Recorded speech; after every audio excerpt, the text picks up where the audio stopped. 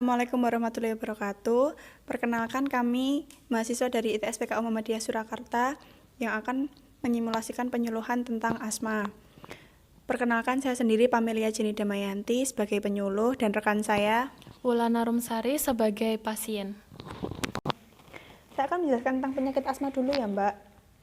Penyakit asma berasal dari kata asma yang diambil dari bahasa Yunani yang mempunyai arti kata sulit bernafas. Gejala awal dari timbulnya penyakit asma ini adanya gejala sesak nafas, batuk, dan suara mengi atau yang biasa dikatakan bengek sama orang-orang. Dikarenakan adanya penyempitan sumbatan pada pembuluh darah yang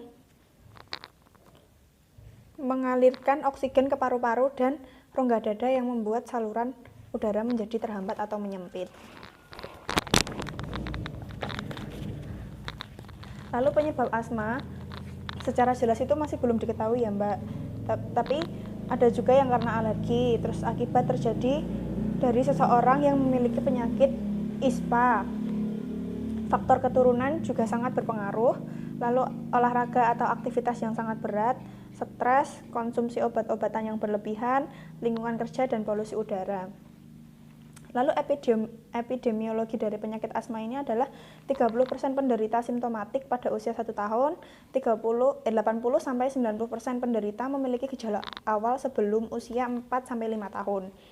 Lalu 50% anak-anak penderita asma bebas dari gejala dalam 10-20 tahun. Namun kekambuhan sering terjadi dalam dalam bertumbuh dewasa.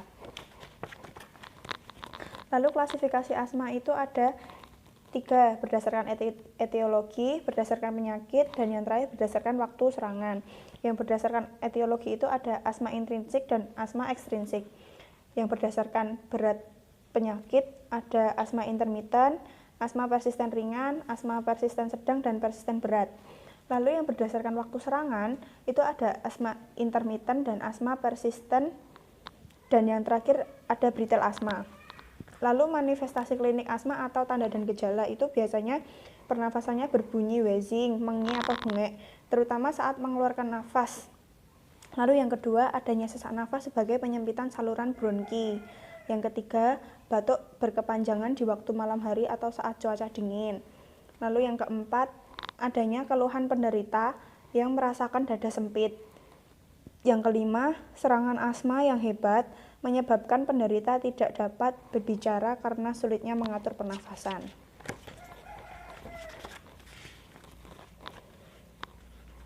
Lalu gejala pada anak-anak. Pada usia anak-anak, gejala awal dapat berupa rasa gatal di dada atau di rongga leher. Selama serangan asma, rasa kecemasan yang berlebihan dari penderita dapat memperburuk keadaannya. Sebagai reaksi terhadap kecemasan, penderita juga akan mengeluarkan banyak keringat. Lalu cara pencegahan asma ya Mbak. Pencegahan asma yang pertama bisa dengan menjauhkan penderita atau klien dari faktor-faktor timbulnya asma. Lalu yang kedua, apabila penderita sudah bisa bernafas dengan lancar, maka pengobatan harus tetap diteruskan sesuai dengan dosis yang dianjurkan oleh dokter. Yang ketiga, berolahraga ringan seperti berenang, jogging kecil dengan trek yang mudah di pagi hari. Yang keempat, mencegah sebaik mungkin dari penyakit saluran pernafasan seperti flu, pilek, batuk, dan lain sebagainya. Lalu yang keenam, mengurangi konsumsi makanan atau minuman tertentu yang terlalu manis.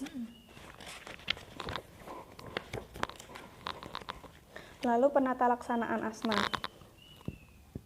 Penanganan dan pemberian obat-obatan kepada penderita sesuai yang dianjurkan oleh dokter.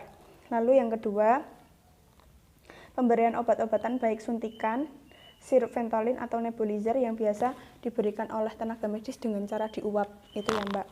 Lalu yang ketiga, pada kasus yang ringan di mana dirasakan adanya keluhan yang mengarah pada gejala serangan lanjutan, maka tim kesehatan atau dokter akan memberikan terapi.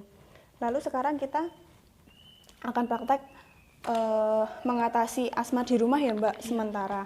Itu dengan inhalasi atau uap dari air panas. Alatnya cuma baskom, air panas sama corong ya Mbak ya. Nanti kan kalau air panas kan mendidih kan ada uapnya. Dikasih corong di atas, terus nanti Mbaknya hirup dalam-dalam, dikeluarkan lewat mulut lagi, terus dihirup lagi, seperti itu diulangi sampai lega ya Mbak ya. Bisa minta tolong dipraktekkan ya Mbak ya. Iya. Mbak, didekatkan ke corongnya, lalu dihirup uapnya dalam-dalam, keluarkan lewat mulut, ulangi lagi, keluarkan lewat mulut lagi. Begitu ya Mbak ya? Iya. Ada yang ditanyakan? Enggak. Tidak. Ini airnya air hangat? Air Enggak panas? dikasih apa-apa? Enggak, air panas saja. Begitu. Sekian ya Mbak penyuluhan dari saya. Iya. Billahi taufiq wal hidayah. Wassalamualaikum warahmatullahi wabarakatuh.